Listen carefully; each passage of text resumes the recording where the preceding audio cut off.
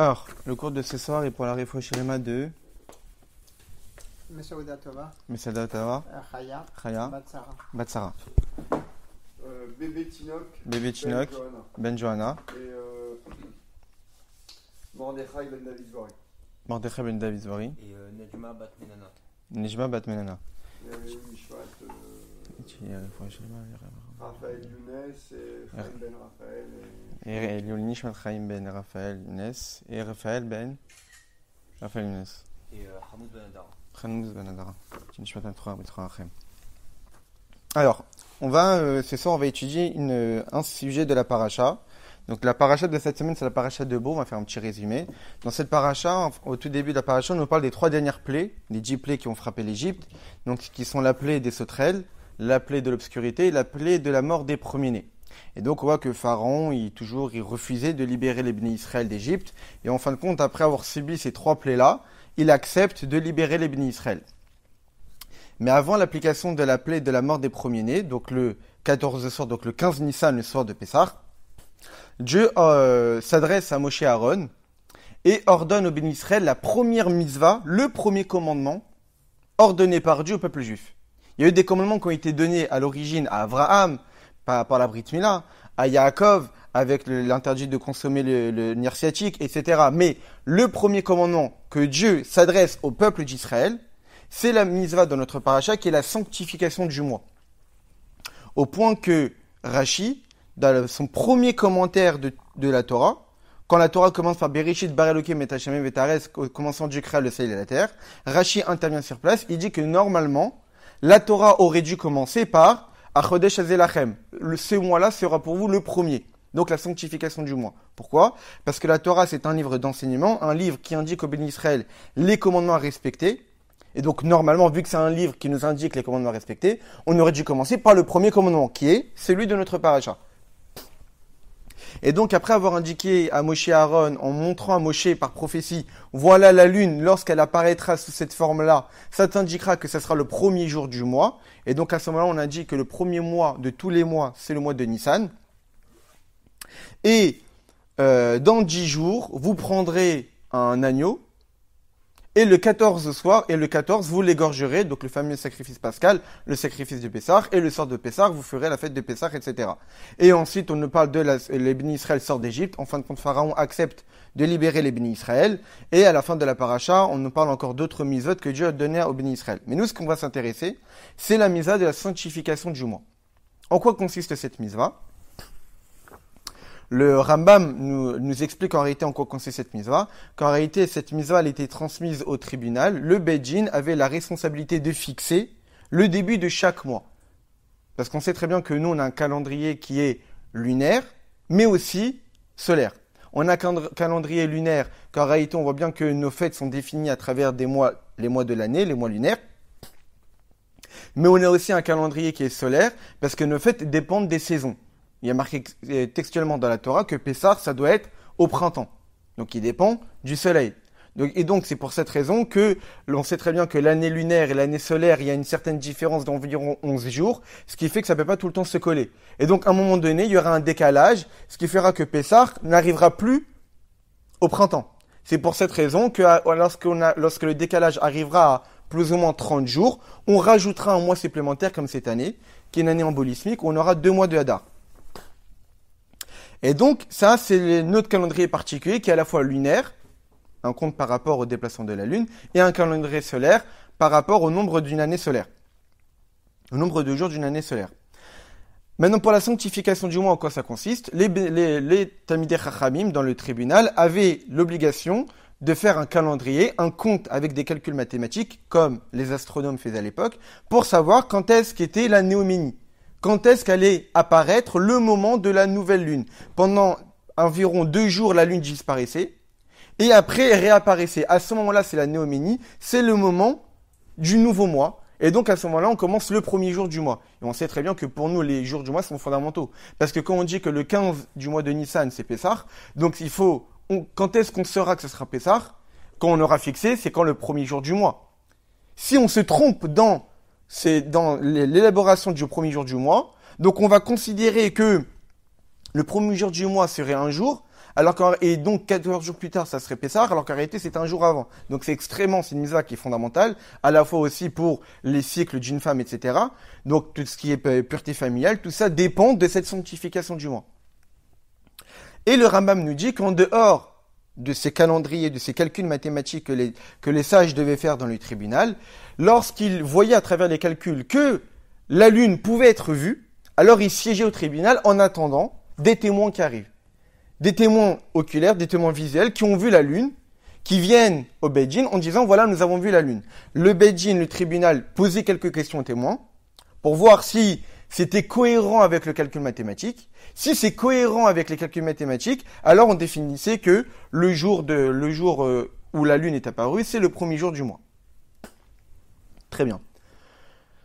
Le Rabbi dans la Sikha ici rapporte une divergence d'opinion dans la Gemara, dans le Talmud, dans le traité Rosh Hashanah, entre Rabbi Shimon et Chachamim sur le statut des témoins qui définissait la vue de la lune.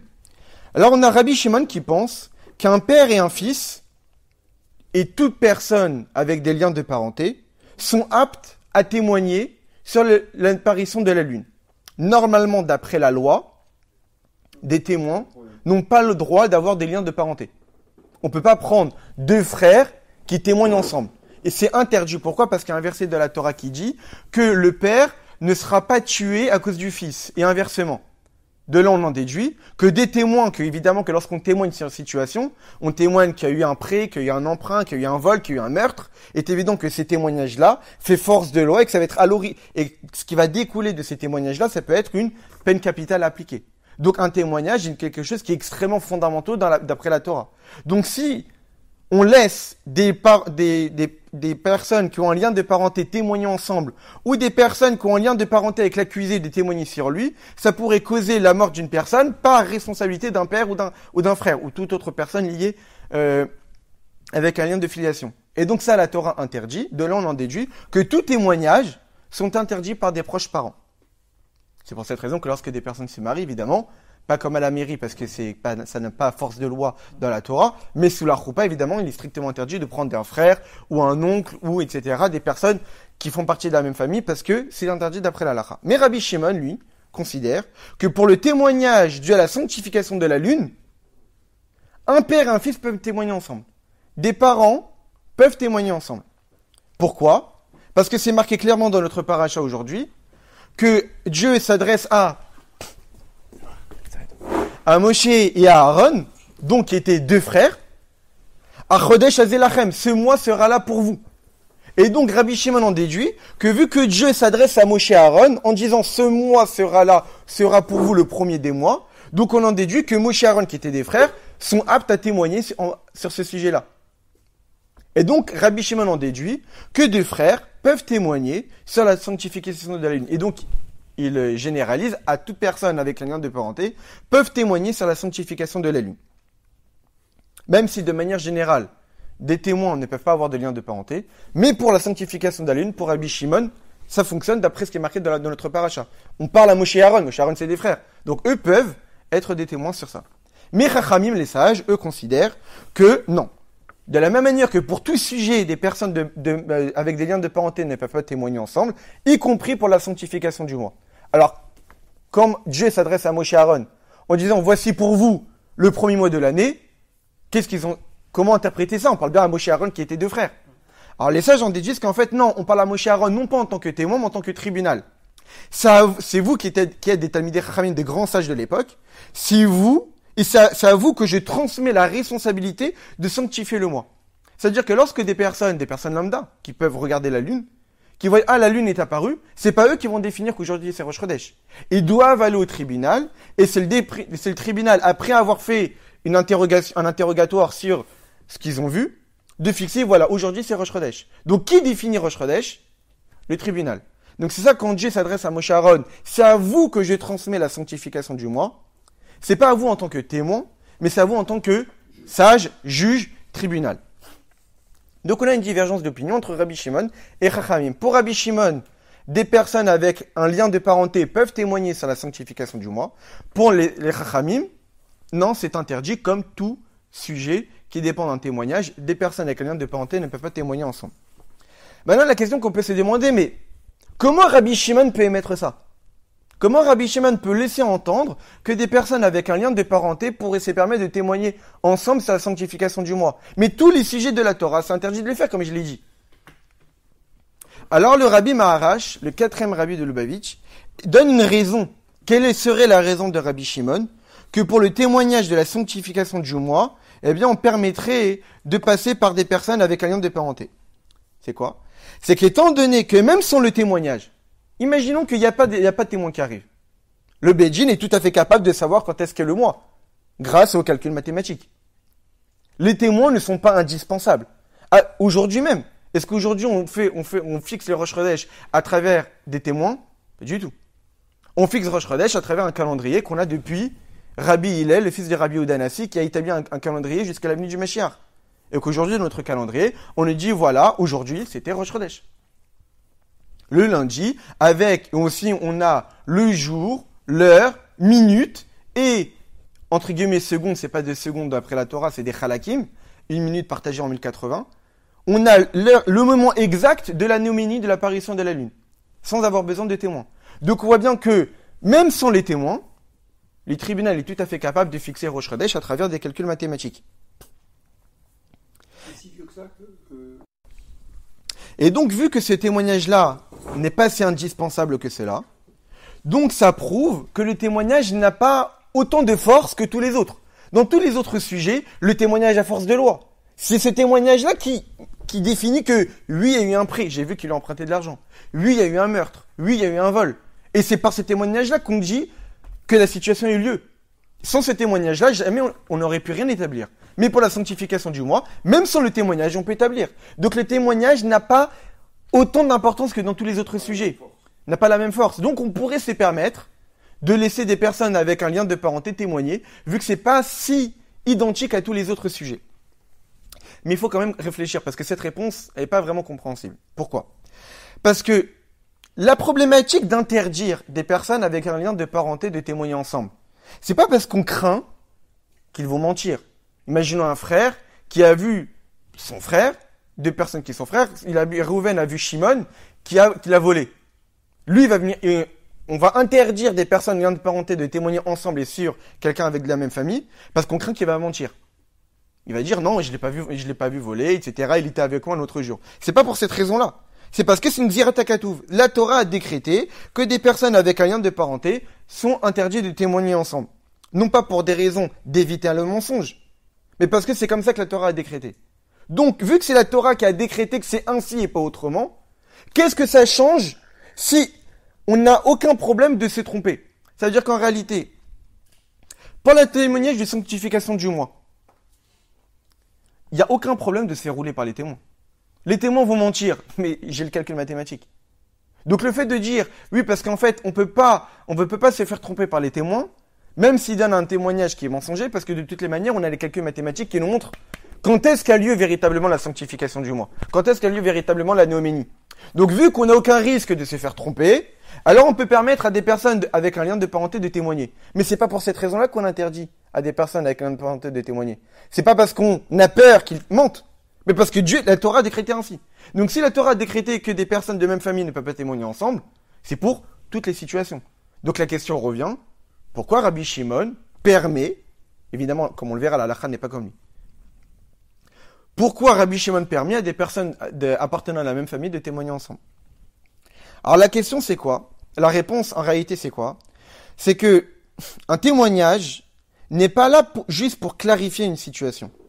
Mais un témoignage, d'une certaine manière, fait force de loi. La Torah a donné une force aux témoins qui est extraordinaire. Même si on a un soupçon que des témoins peuvent mentir. Mais la Torah a dit qu'une situation est définie par des témoins. Au point qu'en réalité, après même un mariage, c'est une force, c'est quelque chose qui est beaucoup plus, qui est différent de toutes les autres situations. Parce qu'en réalité, un témoignage pour un prêt ou un emprunt, ça clarifie si la situation a lieu, oui ou non. La situation a lieu, mais on ne sait pas. Est-ce qu'elle a lieu? Ça justifie, ça clarifie. Les témoins d'un mariage, c'est pas que ça clarifie. C'est que ça établit. Sans les témoins, c'est comme si il n'y avait jamais eu de mariage. C'est pour cette raison que quand on demande à des personnes, quand ils se marient, de prendre des témoins, on demande de prendre des témoins qui sont du béton armé dans la Avodat Hashem. Des personnes vraiment qui respectent bien Torah et Mitzvot. Parce que c'est par eux que le mariage est véritablement est maintenu. La Torah donne une force de loi à des témoins qui est extraordinaire. Au point même que lorsque malheureusement il y a par la suite, comme on entend les histoires à propos de Rav Yosef, que des fois que lorsqu'il y a eu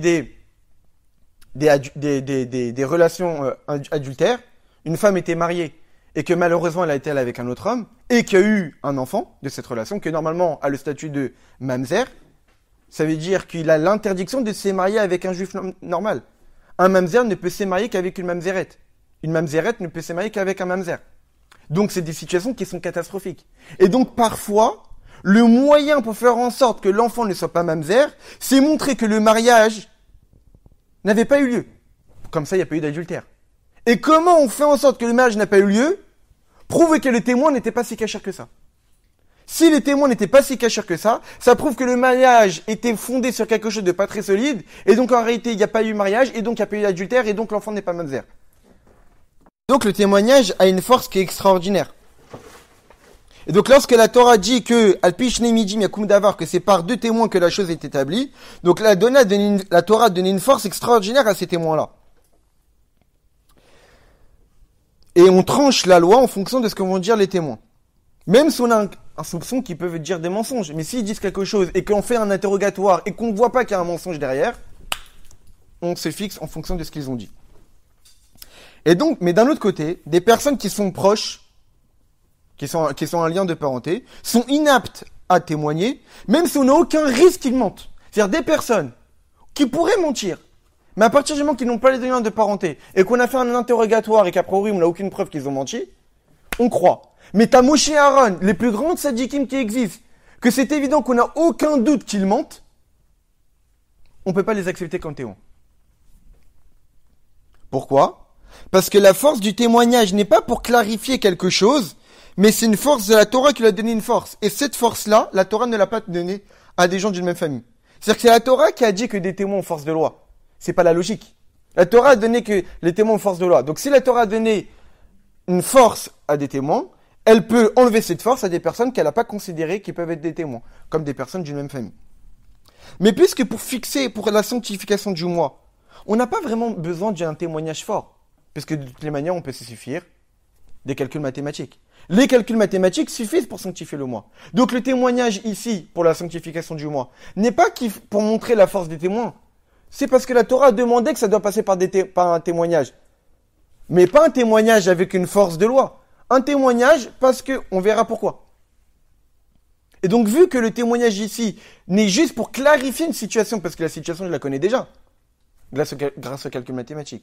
C'est juste pour clarifier, pour voir si ce qu'on a vu correspond avec le calcul. Alors, le témoignage n'est pas un témoignage en béton avec force de loi.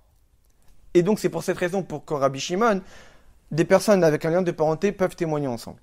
Mais l'halakha, on tient comme qui? Comme Chachamim. Qu'évidemment, que même pour la sanctification du mois, deux personnes de la même famille ne peuvent pas témoigner pour dire que on a vu la lune, l'anomie, etc. Et donc, qu'est-ce qu'on en déduit de là? On en déduit qu'y compris pour la sanctification du mois, le témoignage est un digne, est une loi, est une institution, quelque chose qui est fort. Puisque les Chachamim disent que même des personnes d'une même famille ne peuvent pas témoigner. Donc, ça prouve qu'on a donné à ce témoignage-là une force comme tous les autres sujets. Et donc là, on a une question fondamentale pour la sanctification du mois. C'est quoi? C'est que normalement, dans tous les autres sujets, comme on l'a dit, le témoignage fait force de loi. Quand des témoins ont vu une situation et qu'on a fait un interrogatoire et qu'a priori c'est cohérent plus ou moins, on l'accepte. Mais pour la sanctification du mois, pas du tout. On accepte des témoins, mais à une condition. La Torah a ordonné la nécessité d'avoir des témoins visuels. Kazé Rav Kidesh. Ainsi tu as vu, elle a dit à Moshe Rabbeinu, voici la lune. Tu l'as vu comme ça, tu peux sanctifier le mois. Et donc, comme ça, on a reçu par transmission, par tradition, que lorsqu'on voit la lune d'une certaine manière, alors, on peut considérer que le mois commence. Mais a priori, si le Beddin est capable de trouver l'anomie, de savoir quand est-ce qu'il y a lieu au Rosh Chodesh, grâce au calcul mathématique. Et non pas seulement que le Beddin est capable, mais a l'obligation de faire ces calculs-là. Ils ont une obligation de faire ces calculs mathématiques pour établir que Rosh Chodesh est à telle date. Même lorsqu'on sanctifie avec des témoins. Même à l'époque où on sanctifiait avec des témoins, le Beddin devait tenir sur le calcul mathématique. Au point que quoi? Que lorsqu'on savait très bien qu'avec des calculs mathématiques, la Lune était pas du tout visible, si des témoins viennent, ils disent « on a vu la Lune », pas possible, c'est que forcément c'est un faux témoignage. Donc c'est fort. La sanctification du mois passe par des témoignages. Et donc, on a donné une force de loi à ces témoignages comme tous les autres sujets, mais pour autant, si par calcul mathématique, la Lune n'est pas visible, même si des témoins viennent et disent on a vu la Lune, on les accepte pas, c'est que forcément, c'est un faux témoignage. Et de là, qu'est-ce qu'on comprend? On comprend qu'en réalité, la Torah a voulu rajouter quelque chose en plus sur le calcul mathématique. La Torah n'a voulu pas se suffire d'un calendrier. La Torah a voulu rajouter par la sanctification du mois, non pas seulement la nécessité de faire des calculs pour savoir quand est-ce que le Rosh Chodesh, mais aussi de rajouter un témoignage visuel et de fixer le Rosh Chodesh en fonction de ça. Et donc de donner une force, même dans une situation où c'est pas indispensable. C'est encore d'autant plus fort. Une situation où un témoignage est indispensable, c'est normal qu'on compte dessus. Mais le fait que même dans une situation où le témoignage n'est pas si indispensable que cela. Mais pour autant, la Torah demande de témoigner, ces témoignages ont une valeur énorme. Même lorsqu'il est dispensable, on peut s'en dispenser, la Torah le demande quand même. Mais à contrario, étant donné qu'on témoigne en fonction, étant donné qu'on sanctifie en fonction d'un témoignage visuel, par deux témoins qui sont kshérim, parce qu'Alpishneim Medin Yakum Davar, que c'est d'après deux témoins qu'on peut établir une chose, pour quelle raison la sanctification du mois serait différente de tous les autres? On ne tient pas seulement sur le témoignage, mais on tient aussi sur le calendrier. Au point que si le témoignage ne correspond pas au calendrier, on ne tient pas sur leurs paroles. Et donc, en fait, la sanctification du mois, c'est un sujet qui est différent de tous les autres. Dans tous les autres sujets, le témoignage suffit pour établir une chose. Mais la sanctification du mois, il faut et témoignage et calendrier. Donc, en réalité, nous, pour sanctifier le mois, on a besoin des calculs mathématiques et d'un témoignage visuel. Et donc, en réalité, c'est ça qu'on va expliquer maintenant. Pourquoi? Pour quelle raison, pour cette mitzvah-là, pour établir un Rosh Chodesh, on a besoin et d'un témoignage visuel et d'un calcul mathématique. Sachant que dans la Torah, on nous dit clairement, tu as vu, donc la Torah donne un force de loi, un témoignage, mais les Chachamim doivent quand même faire les calculs mathématiques. Et d'un autre côté, même s'il y a les témoignages, même s'il y a des calculs mathématiques, il faut quand même que ça passe par un témoignage visuel. Non, il a dû arriver qu'il n'y ait pas de témoin. Et donc en réalité, qu'est-ce qu'on en déduit de là? C'est qu'en réalité, le témoignage visuel a une grandeur qu'il n'y a pas dans le calcul mathématique. Le calcul mathématique a une grandeur que le témoignage visuel n'a pas, d'où la nécessité d'avoir les deux. Et la fixation de Rosh Chodesh est tellement quelque chose de fondamental et de global pour la Torah et les mitzvot qu'on va expliquer, qu'il a besoin d'avoir les deux. Pour quelle raison la sanctification du mois a besoin d'avoir et un témoignage visuel et un calendrier? C'est parce que la sanctification du mois, c'est tellement quelque chose de fondamental pour la pratique des mitzvot, on va l'expliquer pourquoi, que c'est pour cette raison que ça a besoin de ces deux forces-là, de ces deux indicateurs qu'on va expliquer. Pour expliquer cela, on va revenir à la question qu'on avait demandée, qui est de savoir pour quelle raison cette mitzvah a été la première ordonnée au peuple juif. La première mitzvah ordonnée au peuple juif, et vous allez sanctifier ces mois-là, sachant qu'à priori, c'était pas si utile que cela. Parce qu'en réalité, pour le Pessah en Égypte, il suffisait juste de dire au Béni Israël, dans 10 jours, vous prenez un agneau, et 4 jours plus tard, vous l'égorgez. C'est tout. Ni besoin de savoir quand est-ce que c'est Rosh Chodesh, ni quoi que ce soit d'autre. Vu que l'utilité, c'est juste de faire le Korban de Pessah. Oui, si tu leur dis ça. Après, on comprend pas pour quelle raison cette mise-là est la première ordonnée au Béni Israël. Normalement, quel aurait dû être le premier commandement que Dieu ordonne au Béni Israël? Ça aurait dû être quoi? Le premier. Le premier commandement. Anochi avait le Kechaj, c'est l'Éternel votre Dieu. Avant de demander à un peuple d'accomplir des décrets, des lois, fait comprendre au peuple qu'il y a un roi. On ne peut pas accomplir des décrets d'un roi si on ne sait même pas qu'il y a un roi. Si on n'est pas soumis au roi. D'abord, Ol Malchut Shamaim, d'abord accepter le joug divin. Anochi avait le Kechaj, je suis l'Éternel ton Dieu. Je suis le maître de tout. Je suis celui qui t'a créé. Donc normalement, on aurait dû commencer par Kabbalat al-Malchut Shamaim, d'accepter le joug divin, qui est le début, le fondement de toutes les pratiques des mitzvot. On ne peut pas pratiquer des mitzvot sans même savoir qui on écoute? Pour qui on fait ça? Mais en réalité, c'est quoi l'explication?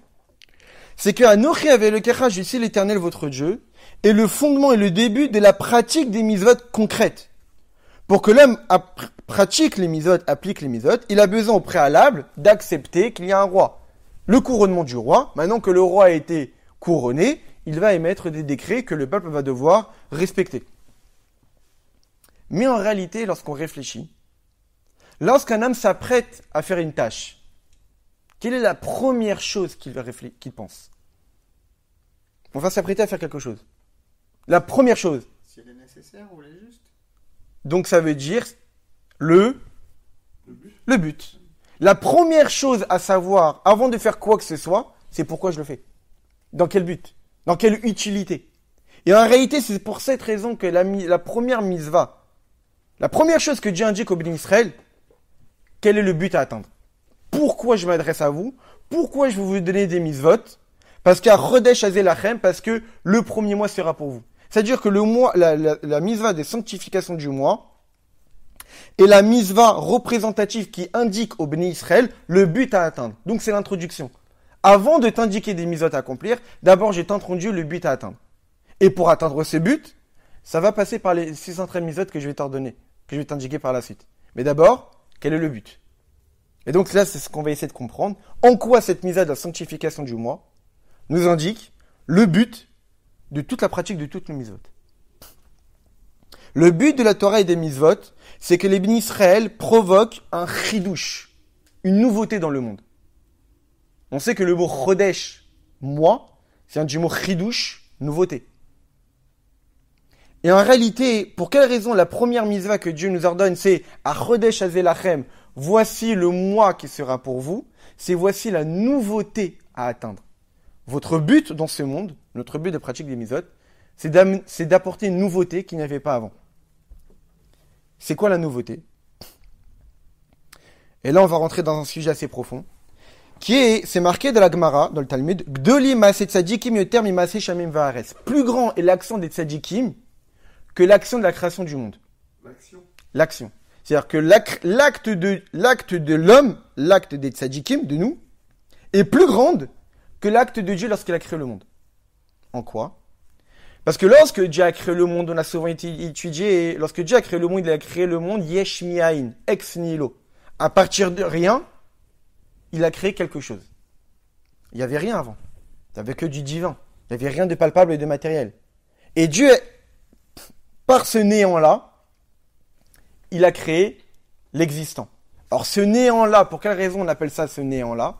Ça a plusieurs raisons. C'est parce que tout simplement, ce néant-là, c'est comme quelqu'un comme imaginons quelqu'un qui ne comprend pas une chose, pour lui, c'est comme il n'existait pas.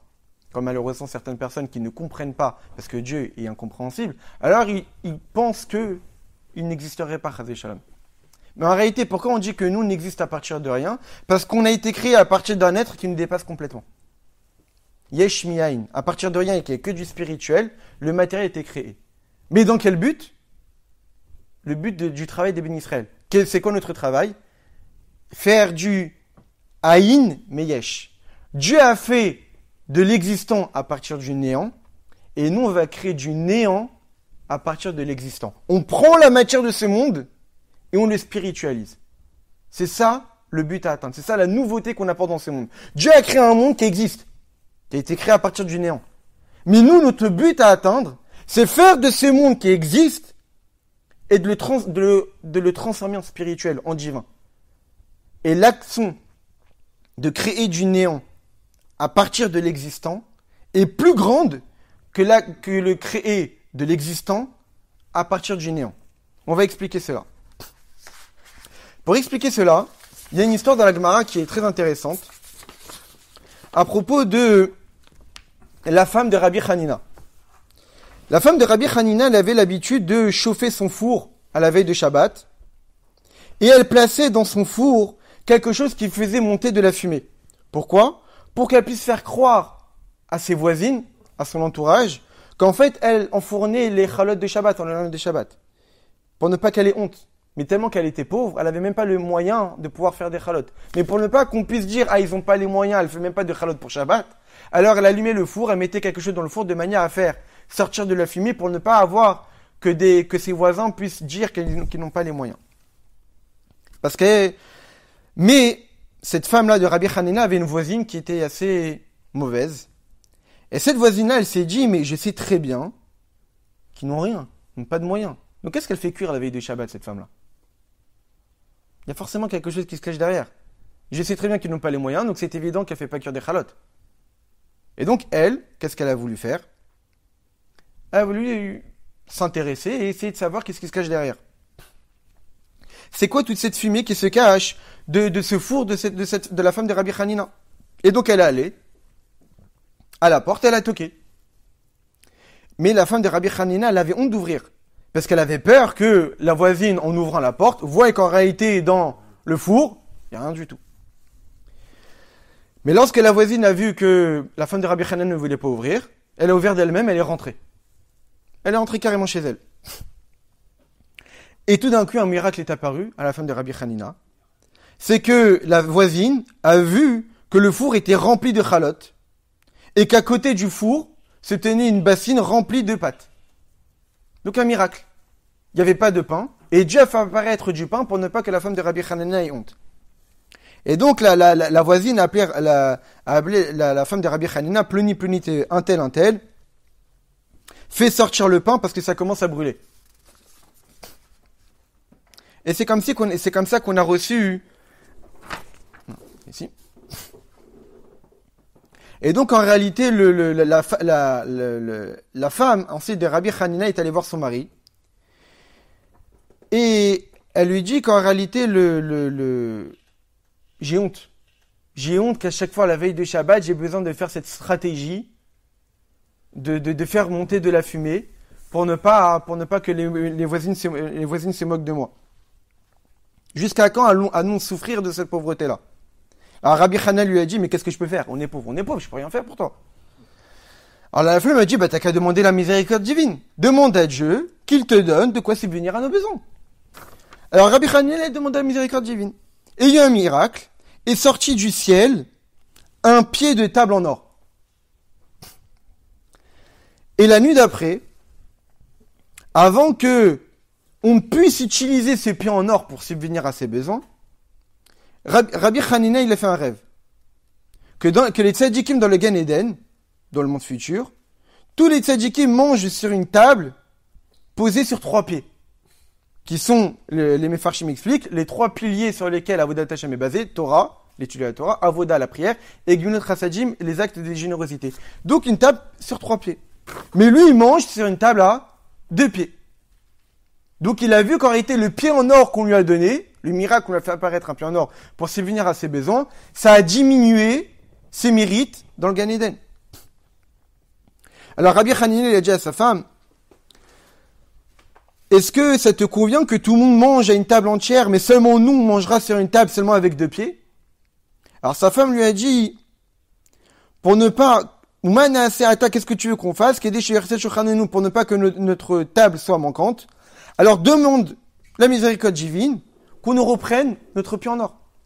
Il a demandé la miséricorde divine et le pied en or a disparu. Pour ne pas qu'il y ait un manque dans ses mérites dans le Gan Eden.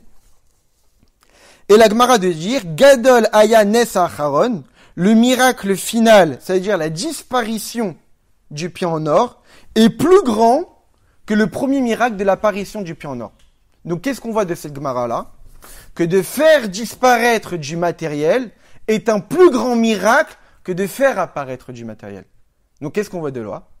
Que faire en sorte qu'un juif prenne du matériel et l'élève et le divinise et le spiritualise en l'utilisant pour servir Dieu, donc rendre l'existant à du néant, c'est plus grand que l'action que Dieu lui-même a fait, qu'à partir du néant, il a créé de l'existant.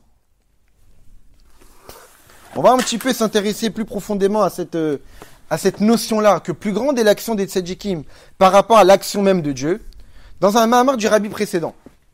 Dans un Mahamar du Rabbi précédent, il explique le grand plaisir que Dieu a, que nous, en tant que juifs, on puisse utiliser la matérialité pour le servir. On puisse annuler notre existence. On puisse se priver de manger pour exagérer nos plaisirs matériels, on puisse se priver de sommeil pour étudier un petit peu plus, etc. Tout ce que le juif fait pour diminuer l'existence et pour élargir la divinité, ça provoque un plaisir énorme chez Dieu.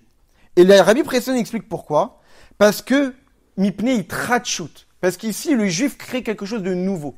Et on sait très bien dans la nature humaine qu'un plaisir, que quelque chose qui est constant, qui est habituel, ne provoque pas énormément de plaisir. Quelqu'un qui est habitué à... Je donne un exemple bateau. Quelqu'un qui est habitué à manger du caviar, il n'aura plus vraiment de plaisir parce que c'est quelque chose qui est habituel. Mais quelqu'un pour lui c'est inhabituel de le manger et le mange, le plaisir sera plus grand. Parce qu'on sait très bien que dans toutes les nouvelles choses, le plaisir est d'autant plus grand. Et le rabbi précédent explique pour quelle raison Dieu a un plaisir énorme que lorsque le juif transcende la matérialité en divin, parce qu'il fait quelque chose de nouveau. Pourquoi ? Parce que toute la création a été créée comment ? Yesh me'ain, ex nihilo, l'existant à partir du néant. Ça, c'est la nature du monde. Mais le juif, il crée quelque chose de nouveau. Jusqu'à maintenant, le monde, il est basé sur quoi ? L'existant à partir du néant. Mais là, le juif, il fait quelque chose qui n'a jamais existé. Il fait du néant à partir de l'existant. Et le rabbi précédent rapporte l'histoire qu'on vient d'étudier de la femme de Rabbi Hanina. Pourquoi ? Parce qu'en réalité, donner, c'est-à-dire donner le pied en or, créer quelque chose, ça c'est quelque chose qui est dans l'ordre des choses. Que quelque chose d'élevé spirituellement va donner quelque chose de plus bas. Qu'à partir du spirituel, on puisse donner du matériel, ça c'est quelque chose de logique. On voit très bien que chaque herbe qui pousse, c'est parce qu'il y a une impulsion spirituelle qui lui dit à cette herbe-là de pousser. Chaque chose a une source spirituelle, et c'est la source spirituelle qui indique à la chose matérielle ici-bas de continuer à se développer. Donc le matériel découle du spirituel, c'est quelque chose qu'on a l'habitude, quelque chose qui est logique, qui est établi depuis la création du monde. Et comme on dit tous les jours de la tfila, mais Chadesh bituvo bechayom tamid maaseh bereshit, que Dieu renouvelle le monde, que renouvelle sa création à chaque instant, c'est parce que Dieu recrée le monde à chaque fois ex nihilo, à partir du néant, Dieu fait apparaître l'existant. Valken, ici c'est ainsi. Toute chose qui apparaît, c'est quelque chose dont on a l'habitude. Très bien. Mais ça, que le pied en or est totalement disparu, ça, c'est un miracle beaucoup plus grand. Pourquoi ? Parce que maintenant qu'une chose a été créée, elle puisse revenir au néant et atteindre des niveaux spirituels beaucoup plus élevés que ce qu'elle était avant, ça, c'est quelque chose qui est extraordinaire. Et donc, c'est pour cette raison qu'on dit que plus grande est l'action des tzadikim, plus que la création elle-même, parce que la création, c'est créer l'existant à partir du néant, alors que nous, les bénis Israël, on est capable de créer le néant à partir de l'existant. Et en réalité, c'était ça le but à atteindre. Lorsque Dieu a créé le monde, on sait très bien que Saf Maaseh, Bemachashava Techila, ce qu'on dit dans les Chadodi. La fin de l'action Saf Maaseh, elle était Bemachashava Techila, c'était l'idée première. On sait très bien que lorsqu'une personne souhaite construire un édifice, c'est la finalité de l'édifice qui a eu l'idée en premier lieu. Quelqu'un, il imagine une maison extraordinaire. C'est la chose finale qu'il pense au départ. Et qu'ensuite, il va réfléchir comment la créer. Mais la première idée à l'origine, c'était la finalité du projet. Et c'est pareil pour Dieu. Lorsque Dieu a créé le monde, quelle était l'idée première ? Quelle était la chose qui lui a poussé à créer le monde ? Des Juifs qui créent du néant à partir de l'existant. Et donc, c'est pour cette raison que Dieu a eu envie de créer le monde. Et les rabbis, dans une autre sikha, expliquent cela encore beaucoup plus logique. C'est qu'on sait très bien que lorsqu'une personne fournit un effort pour un certain but, c'est que forcément ce but-là a plus de valeur que les efforts fournis.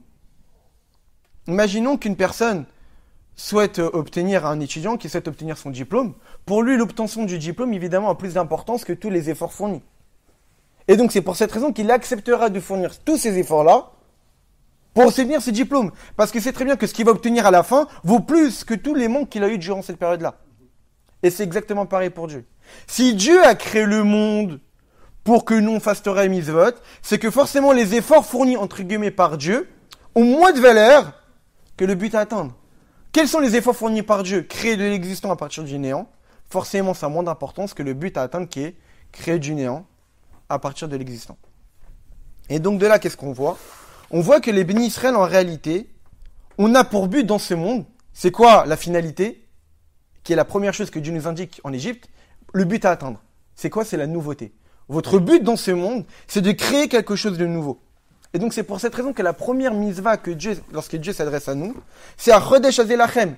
Voici le nouveau mois. Voici la nouveauté que je vous donne, qui est à travers l'accomplissement de Torah et Mitzvot, vous allez faire de ce monde une demeure pour moi. Vous allez transformer ce monde pour faire une demeure pour Akadosh Baruch Hu. Parce que c'est ça le but. On l'a souvent étudié, que le but de la pratique de Mitzvot, c'est de transformer ce monde un monde agréable et à l'aise pour Dieu lui-même, pour l'essence même de Dieu. Jusqu'à maintenant, le monde, il est rempli de mal, il est rempli de voiles, où évidemment qu'extérieurement, on se dirait, mais c'est pas un monde qui est adéquat pour l'essence même de Dieu.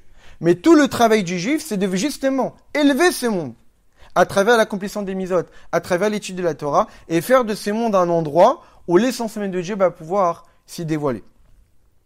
Pour comprendre ça encore beaucoup plus profondément, le Rabbi rapporte un midrash, en se basant sur un verset dans Kohelet, dans l'Ecclésiaste, de Shlomo Melech, le roi Salomon. Shlomo Melech nous dit « Tovim hashnaim mina echad » et meilleur d'eux que un. Bon, on va dire c'est logique, c'est mathématique. Mais le midrash interprète qu'en réalité, ce verset-là a une signification plus forte, et que ce verset-là est lié à la mitzvah dont on est en train d'étudier, qui est la mitzvah de sanctification du mois. C'est quoi? C'est Tova parasha shenemra al pishnaim, mi parasha shenemra beyachid. Un enseignement, une paracha, une partie de la Torah qui a été dite par deux personnes a plus de valeur qu'une partie de la Torah qui a été dite par une personne. Par deux personnes. C'est quoi l'exemple que donne le Midrash? La mitzvah. Vayomer Hashem el Moshe ve el Aaron. Dieu s'adressa à Moshe et à Aaron pour la sanctification du mois. Et donc on voit qu'en réalité, la sanctification du mois, c'est une mitzvah particulière, où là Dieu ne s'adresse pas qu'à Moshe. Quand on voit dans toute la Torah, la majorité de toutes les mitzvot, Vayidaber Hashem el Moshe les morts, Vayidaber Hashem el Moshe les morts, et Dieu s'adressa à Moshe en disant, et Dieu s'adressa à Moshe en disant, tout le temps Dieu s'adresse à Moshe pour des commandements. Mais là, et c'est pas le seul commandement, mais il y a 13 fois où Dieu s'adresse à Moshe et à Aaron. Et cette mitzvah-là qu'on est en train d'étudier fait partie de ces 13 fois où Dieu s'adresse et à Moshe et à Aaron. Et la question que pose le Rabbi, c'est, il y a plein d'exemples. Pourquoi le Midrash prend spécifiquement notre mitzvah de la sanctification du mois pour dire une paracha qui a été dite par deux personnes? Il y en a 13. Pourquoi tu prends spécifiquement celle-là? Il y en a 13 fois dans la Torah où Dieu s'adresse et à Moshe et à Aaron en même temps. Donc si tu veux donner un exemple, tu en as plein d'autres. Pourquoi tu prends spécifiquement celui-là? Alors le Rabbi explique en réalité c'est quoi? C'est qu'à Chodesh, ce mois-là, comme on l'a dit, Milachem Chidush, vient du mot nouveauté. Qu'est-ce que ça veut dire? Ça veut dire que cette mitzvah-là clarifie le but général de toutes les mitzvot et de toute la Torah, comme on l'a dit. Et étant donné que la nouveauté de la Torah et des mitzvot s'inscrit sur deux sujets, comme on va le voir, la nouveauté de la Torah et des mitzvot, lorsqu'on l'a dit tout à l'heure, que lorsqu'on pratique les mitzvot et on étudie la Torah, on amène une nouveauté dans le monde. La nouveauté dans le monde va se définir sur deux sujets. Et vu que la nouveauté va se définir sur deux sujets, c'est pour cette raison que cette mitzvah-là représente véritablement les commandements qui sont passés par deux personnes, par Moshe et Aaron. Et en réalité, Moshe, ça va être le représentant d'un sujet sur lequel il y a la nouveauté, et Aaron va être le représentant de l'autre sujet sur lequel il y a la nouveauté. C'est-à-dire que le fait de se dire que Dieu s'est adressé à Moshe et à Aaron en même temps, c'est pas anodin. C'est pas juste parce qu'un Bédine, il faut qu'il y ait au moins plusieurs personnes. Ou pour Rabbi Shimon, parce que des témoins, il y en a forcément deux. Donc il fallait qu'il soit deux. Non. C'est parce qu'en réalité, cette mitzvah-là nous définit la nouveauté que le juif apporte dans le monde à travers la pratique des Torah et mitzvot. Et cette nouveauté-là, comme on va l'étudier, s'inscrit sur deux sujets. Et Moshe, comme on va l'étudier, est le symbole du premier sujet, et Aaron est le symbole du deuxième sujet. Parce qu'on sait très bien que Moshe avait un certain rôle dans le peuple juif, et Aaron avait un autre rôle dans le peuple juif. Chacun avait un rôle différent, les deux étaient complémentaires dans l'apport au peuple juif spirituellement parlant. Quelle est la nouveauté qu'on amène à travers l'accomplissement de Torah et Mitzvot? Comme je l'ai dit, c'est Jira, Idbareb et Tartonim, de faire une demeure pour Dieu ici-bas. C'est ça le but de Torah et Mitzvot, c'est ça la nouveauté. C'est de faire de ce monde une demeure pour Dieu. C'est faire de ce monde qui est grossier, qui est matériel, qui extérieurement paraît semble, où le mal est prépondérant par rapport au bien, de transformer en un monde meilleur. Mais pour cela, ça inclut deux choses. Premièrement, d'un point de vue de ce monde, que ce monde se doit d'être apte pour être une demeure pour Dieu. Il faut transformer ce monde. Première chose à faire. Nouveauté. C'est faire de ce monde une demeure pour Dieu. Que jusqu'alors, a priori, il ne semble pas que ce soit vraiment ça jusqu'à maintenant. Mais en réalité, oui, mais bon, il faut juste dévoiler. Et la deuxième chose, c'est quoi? Non pas d'un point de vue du monde physique, qu'on va devoir rendre une demeure pour Dieu, mais on va apporter une nouveauté par rapport au monde spirituel. Parce que qu'est-ce que ça veut dire faire une demeure pour Dieu? C'est que Dieu lui-même réside là-dedans. Comme on l'a souvent dit, que de la même manière qu'un homme est à l'aise chez lui, mais que chez le voisin, il se tient plus ou moins à carreau parce qu'en réalité, c'est pas chez lui. Eh bien, Dieu, on doit faire de ce monde un endroit où Dieu peut se sentir à l'aise, où il peut dévoiler toute son essence. On sait très bien qu'on vit dans un monde qui s'appelle Olam, qui veut dire Elem, un voile. C'est parce que ce monde, il est tellement bas, spirituellement, tellement limité, qu'on n'est pas capable de réceptionner l'essence même de Dieu. Si Dieu dévoilait toute son essence, on mourrait immédiatement. Ça annulerait nos conditions humaines, comme on l'a vu lors du don de la Torah. Dieu s'est adressé à nous, à Nochi Hashem le Kera, je suis l'Éternel votre Dieu. Lo Yechel le Kimachri, vous n'aurez pas d'autre Dieu. Nos âmes ont quitté le corps. C'était trop fort pour nous. On n'était pas capable de supporter ça. Et ça, c'est encore rien par rapport au dévoilement qu'on attend lorsque Mashiach viendra. Où l'essence même de Dieu se dévoilera et on verra Dieu par nos yeux fait de chair et de sang. Donc on imagine combien on doit transformer le monde. Donc ça, c'est le premier chidouche, comme on dit, transformer le monde. Mais la deuxième nouveauté, c'est que l'essence même de Dieu va devoir se dévoiler ici. Donc il y a deux mouvements. Le mouvement d'élever le monde, transformer le monde, et le mouvement de faire descendre, de dévoiler l'essence même de Dieu. Et donc on voit bien ici la nouveauté qui se partage en deux. Nouveauté pour le monde, de l'élever. Nouveauté pour le divin, de le dévoiler dans toute son essence. Et ces deux choses-là sont un véritable chidouche. Parce que pour que le monde physique et matériel ici-bas puisse être une demeure pour Dieu, il faut nécessairement qu'il y ait bitouch yesh li'ain. Il faut véritablement que l'existence s'annule à l'essence même de Dieu. Pour réceptionner le divin, il faut forcément annuler ce que nous sommes. Comme on l'a souvent étudié, que pour étudier la Torah, il faut forcément être humble. C'est incompatible une personne orgueilleuse avec la Torah. La Torah, c'est la sagesse de Dieu. Une personne qui se prend pour quelqu'un qui existe ne peut pas adhérer à la sagesse de Dieu. Parce que tu fais blocage. C'est qui Dieu? Il n'y a que lui qui existe. Un homme ilvado, il n'y a que lui qui existe. Quelqu'un qui se considère existant va comprendre la sagesse de celui qui n'existe que lui. Et seulement lui, pas possible. Tu fais blocage à ce que est Dieu. Dieu, c'est un être qui a que lui et rien d'autre.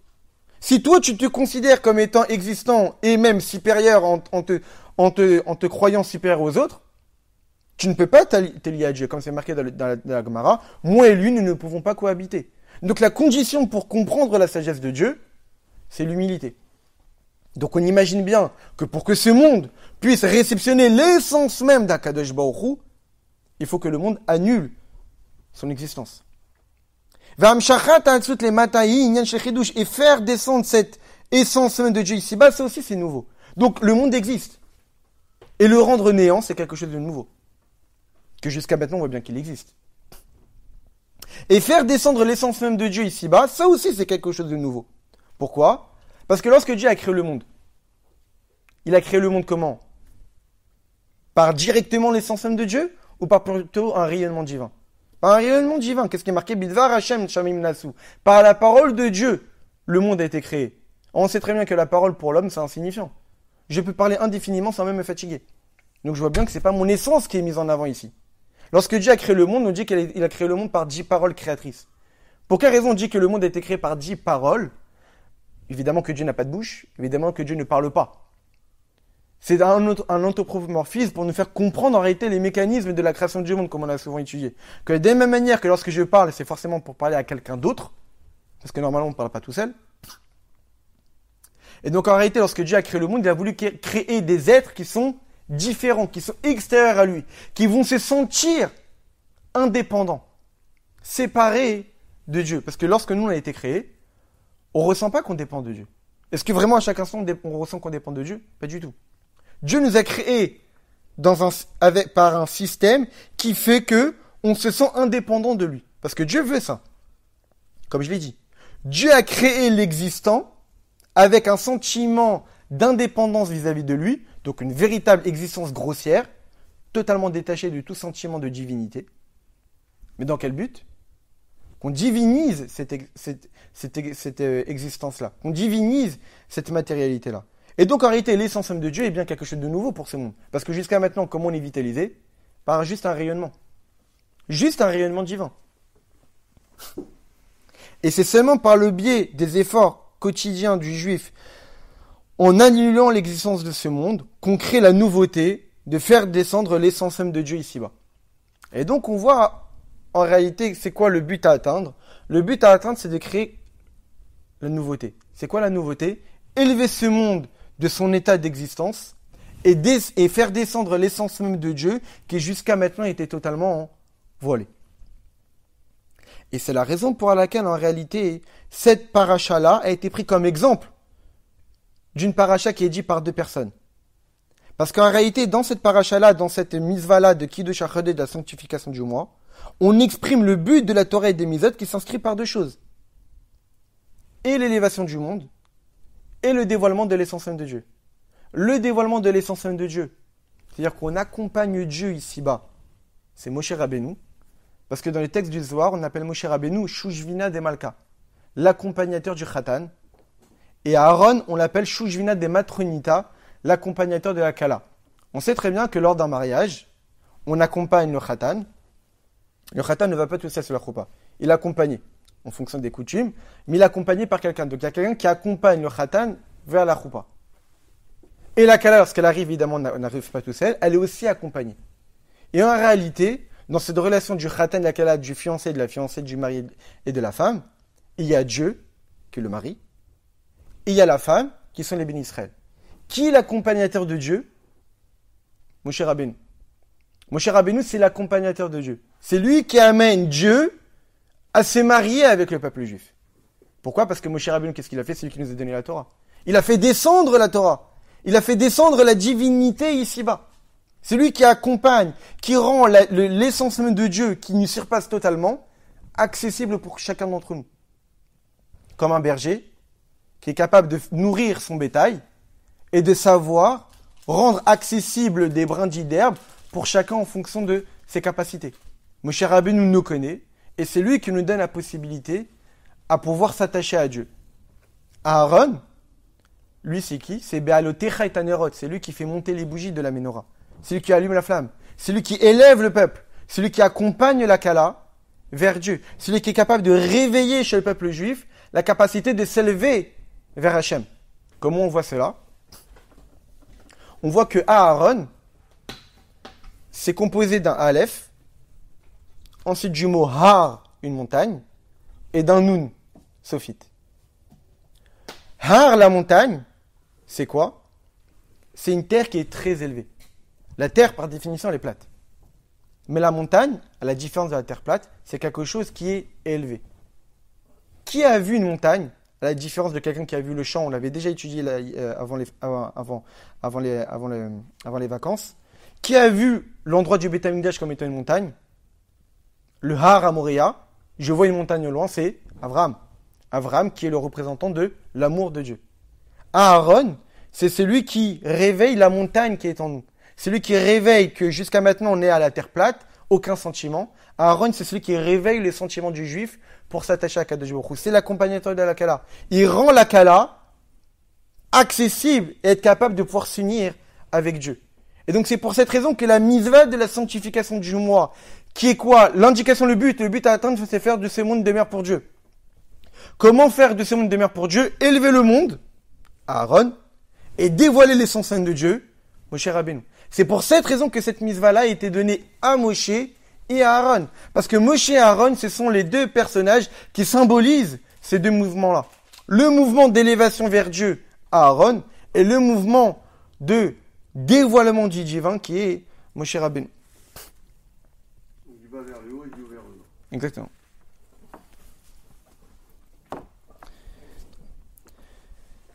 Et maintenant, on va finir que de la même manière qu'à Chodesh Azelachem, que cette nouveauté-là, ce nouveau mois-là, à indiquer au Béni Israël le but à atteindre pour la pratique des Torah et Mitzvot, par rapport à l'influence dans le monde, que le monde va être influencé par la pratique du Torah et Mitzvot, et cette mitzvah-là nous indiquait le but à atteindre. Pour quelle raison on fait Torah et Mitzvot? Pour rendre de ce monde néant.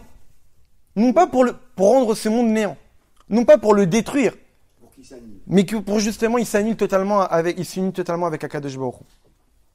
Mais en réalité, cette mitzvah-là, non seulement nous indique le but à atteindre par rapport à l'influence du monde, mais même aussi nous indique l'influence de la Torah et Mitzvot en nous-mêmes.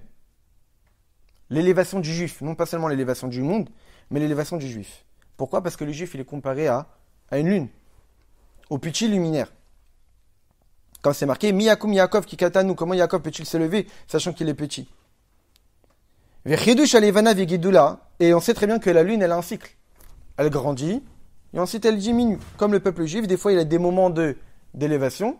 C'est pour cette raison que la majorité de nos fêtes sont le 15 du mois, le moment où la lune est pleine, parce que c'est au moment d'élévation spirituelle. Le 15 Nissan, le 15 Adar, le 15 Tishri, le Tou B'Av, le Tou Bishvat. C'est le moment où la lune est pleine, où le peuple juif est à une période d'élévation spirituelle. Et donc en réalité, la nouveauté, mais lorsque la lune apparaît, c'est que là commence la croissance du peuple juif. Lorsqu'on parle de la sanctification du mois, la lune apparaît. C'est-à-dire que là, en réalité, la mitzvah de la sanctification de la lune, c'est la mitzvah qui permet aux juifs, voilà comment toi tu es capable de grandir. Voilà comment tu es capable d'apparaître. Et ça passe par qui? Par Moshe et Aaron. Parce qu'en réalité, l'élévation d'un juif, ça se passe sur deux catégories. Un juif ne doit pas se dire que mon élévation, mon avancée spirituelle, c'est seulement d'une manière ou seulement d'une autre. C'est de voir les deux. Pour sanctifier la lune, il fallait qu'il y ait deux choses. Et le calcul mathématique et le témoignage visuel. Quand la mitzvah de la lune a été donnée par qui? À Moshe et à Aaron.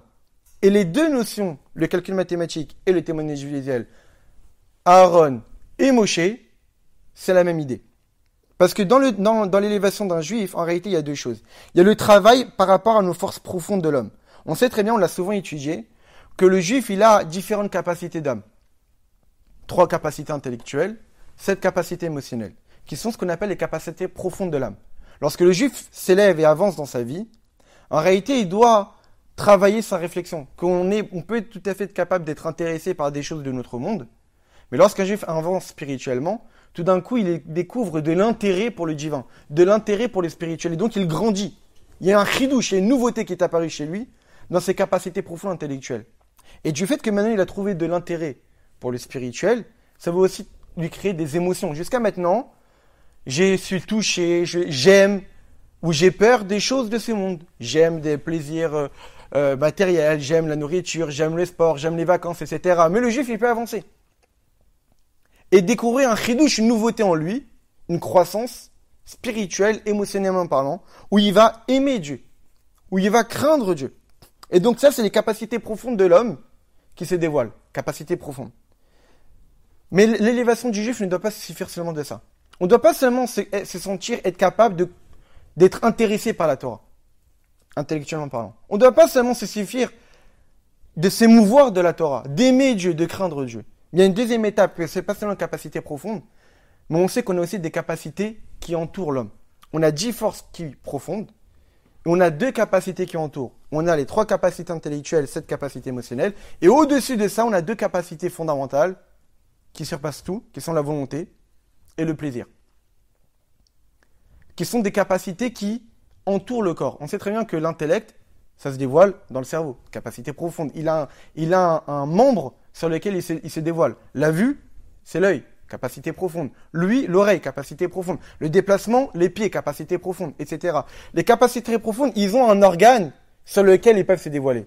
La volonté, ça entoure l'homme. Lorsqu'une personne veut quelque chose, c'est tout le corps qui est en mouvement.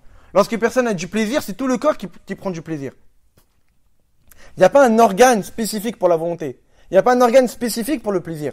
C'est une capacité qui entoure. Et lorsque le juif avance dans Torah et Mitzvot, il ne doit pas seulement se suffire d'avancer intellectuellement, d'avancer émotionnellement, mais aussi d'être capable d'avancer à des capacités les plus élevées qu'il a, qui sont l'essentiel de sa neshama, d'être capable d'être annulé totalement à Dieu de manière illogique. On a les capacités profondes qui sont les capacités intellectuelles.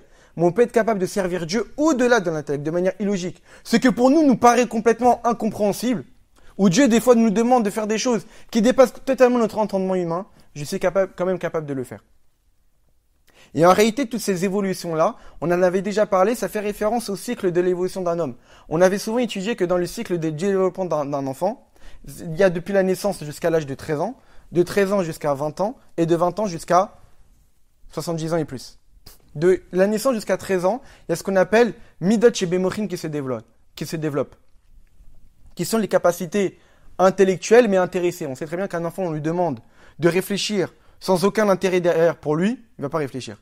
Lui, ce qui l'intéresse, c'est quelque chose qui le touche, quelque chose qui lui donne de l'émotion, quelque chose qui l'intéresse, quelque chose qui lui procure quelque chose à lui personnellement. Mais réfléchir pour réfléchir sur quelque chose d'intéressant, il ne va pas le faire. Donc, dès la naissance jusqu'à 13 ans, il y a ce développement-là sur les choses qui l'intéressent. À partir de 13 ans jusqu'à 20 ans, maintenant, l'enfant est capable de réfléchir pour réfléchir, d'être intéressé, même si ça ne lui apporte pas quelque chose à lui fondamentalement dans sa vie, émotionnellement parlant, mais il est capable de réfléchir pour réfléchir. Et là, un esprit élargi au point de comprendre même des choses sans intérêt. C'est pour cette raison qu'on dit que jusqu'à 13 ans, quand on veut pousser un enfant à étudier la Torah, à faire les mitzvot, on lui donne les récompenses. Parce que faire les mitzvot, étudier la Torah sans récompense, ça va être compliqué de lui créer en lui l'envie. Parce que lui, ce qui l'intéresse, c'est la récompense, c'est les cadeaux, c'est les bonbons, c'est les chocolats. Donc pour lui donner envie de faire Torah et mitzvot, il faut forcément qu'il y ait une récompense. À partir de 13 ans, l'esprit est assez développé pour être capable de ressentir la valeur des choses sans attendre une récompense derrière. Parce que là, il y a l'intellect qui se développe, qui est ce qu'on appelle mochin shebe mochin, l'intellect pur, sans lier aux émotions. Mais à partir de 20 ans, là, l'homme arrive à un état encore beaucoup plus élevé, où c'est la volonté, le plaisir qui se développe. Où là, l'homme arrive à développer une capacité d'attachement à Dieu qui dépasse la logique humaine. Et donc, on voit bien cette idée de capacité profonde et de capacité qui entoure l'homme. Et c'est la raison pour laquelle, en réalité, le Rosh Chodesh est fixé à partir de deux choses, et le témoignage visuel, et les calculs mathématiques, parce que chacun a une grandeur vis-à-vis de l'autre. Et il y a un témoignage visuel qui est au-delà de toute logique. Je vois la lune, c'est Rosh Chodesh. Il n'y a pas de calcul. Dieu a décrété que ça passe par un témoignage, quelque chose qui est complètement illogique. Et que la Torah a donné une force à ces témoignages-là. Qui nous dit que ces personnes-là sont des personnes à qui on peut faire confiance? Dieu, la Torah a décrété, voilà, c'est comme ça et pas autrement. Les sanctifications de la lune, ça passe par un témoignage visuel. Pourquoi? Parce que la sanctification de la lune, ça fait quoi? Ça dévoile l'essence même de Dieu dans ce monde. Quelque chose qui est incompréhensible, quelque chose qui dépasse l'entendement humain. Donc vu que la sanctification du mois nous a indiqué le but à atteindre, qui est le dévoilement de l'essence même de Dieu, il fallait que la sanctification du mois passe par quelque chose, par un indicateur qui est illogique, qui est le témoignage visuel. Mais d'un autre côté, il faut que ça soit mélangé avec aussi quelque chose qui est logique, rationnel, qui sont les calculs mathématiques. Parce que ça doit aussi passer par le monde. Le monde aussi doit s'élever. Et il y a Moshe, l'être illogique, détaché du peuple. Quelqu'un qu'on ne voyait très rarement, qui n'était pas mélangé aux autres, comme le témoignage visuel, détaché de toute logique. Mais c'était adressé à Moshe, mais aussi à Aaron, l'homme du peuple. Ohev Shalom, Verodev Shalom, quelqu'un qui était avec les gens. Quelqu'un qui allait voir les disputes des gens et qui indiquait non, en fait, il te pardonne. Non, en fait, il te pardonne, il crée la paix. Il crée la paix entre les gens, il crée la paix dans le couple. Quelqu'un du peuple. L'accompagnateur de la Kala. Quelqu'un qui adapte le peuple à Kadosh Baruch Hu. Et donc, c'est pour cette raison, en réalité, que pour la sanctification de la lune, à la différence de tous les autres sujets de la Torah, ça ne suffit pas un témoignage visuel, ça ne suffit pas un calcul mathématique, mais il faut les deux.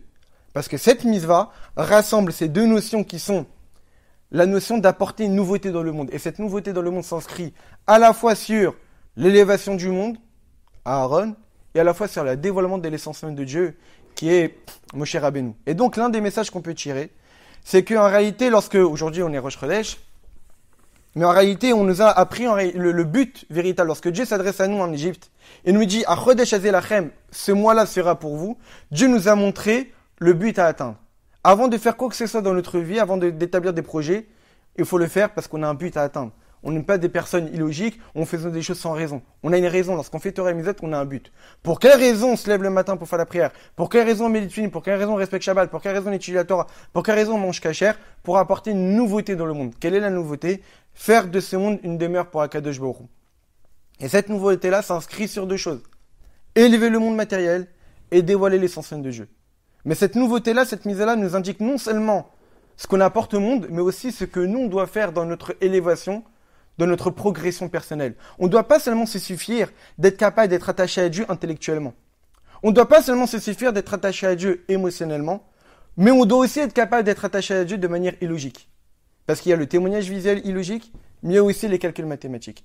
Et donc avec l'aide de Dieu, on peut servir Dieu de manière complète, avec à la fois une progression intellectuelle, une progression émotionnelle pour réfléchir sur la Torah, s'émouvoir de la Torah, s'émouvoir de Dieu en l'aimant et en le craignant, et aussi être capable de servir Dieu même lorsqu'on ne le comprend pas.